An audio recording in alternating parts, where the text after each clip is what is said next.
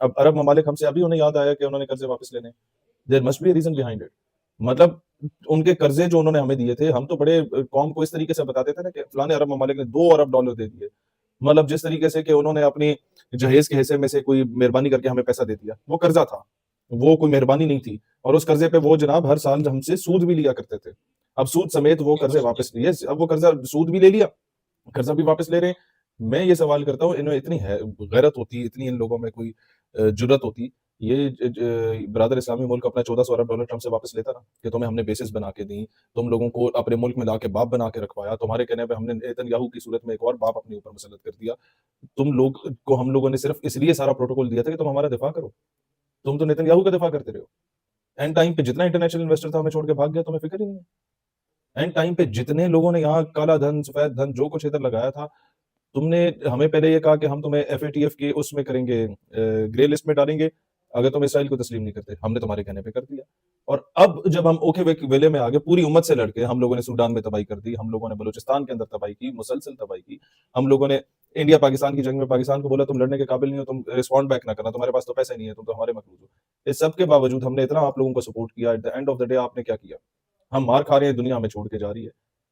तो इनमें ये जरूरत नहीं है कि ये अमेरिका से पूछें। ये सिर्फ गरीब ममालिक पे बोझ डाल सकते हैं। This is what they are doing. ईरानियों के पैसे पैसे ये लोग सेक्शंस लगा रहे हैं, उनके बैंक अकाउंट्स को ये लोग सीज कर रहे हैं। तो हर तरफ से कोशिश की गई कि अमेरिका को कोई फेस सेविंग मिले, उसको कहीं से किसी किस्म की फेस सेविंग नहीं मिली। अब मैं समझता हूँ कि कोई चौथी मर्तबा जीत का ऐलान ईरान को कर लेना चाहिए। तो आप ये समझते हैं कि इस वक्त मुत्तहदा अरब अमारात जो है वो खुलकर सामने आ गया है और ऐसा लगता है कि वो इसराइल का बगल बच्चा बन चुका है और जो अमेरिका और इसराइल कह रहे हैं वही वो कर रहा है। तो आइंदा आने वाले दिनों में सर अरब ममालिक के साथ पाकिस्तान के ताल्लुकात क्या कशीदा होने जा रहे हैं और पाकिस्तान के साथ जो एग्रीमेंट्स हैं उन पर भी इसका कोई इम्पैक्ट आ सकता है? सर मैं आपको अर्ज करूं, मैं कभी भी ये नहीं चाहूंगा, खुदा ना खास्ता ऐसा कभी हो। मैं तो चाहूंगा सारे अरब ममालिक हमारी सरबराही में चलें, हमारे साथ मिलकर चलें, हम उनको सर्व करें, अच्छा। उनको डिफेंड करें। लेकिन अगर किसी को शौक है सॉलिटरी कन्फाइनमेंट में रहने का, किसी को शौक है अकेली परवाज भरने का, वो भर के देख ले। Eight the end of the day ये जितने भी भेड़िए होते हैं ना, जिनको आप रखवाली पे रखते हैं बकरियों की, वो जब मालिक दाएं बाएं होता है तो भेड़िया अपनी प्यास उसी बकरी से बुझाता है। Eight the end of the day ये औरत मार्च के साथ निकलने वाले जितने मर्द हजरात होते हैं, उनकी असल नजर उन्हीं औरतों पे होती है।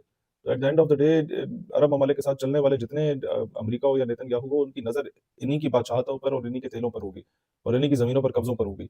और फिर दे वुड रियलाइज कि यार पाकिस्तान वाकई ऐसा मुल्क था जिस पे हम भरम करते थे, अब तो वो भी नहीं रहा, अब हम क्या करेंगे। तो इनको अंदाजा हो जाएगा और बहुत जल्द हो जाएगा। ये हमारे बगैर भी रहना चाहते हैं तो कोई मसला नहीं, हमने दुनिया में अकेले रहना सीख लिया है।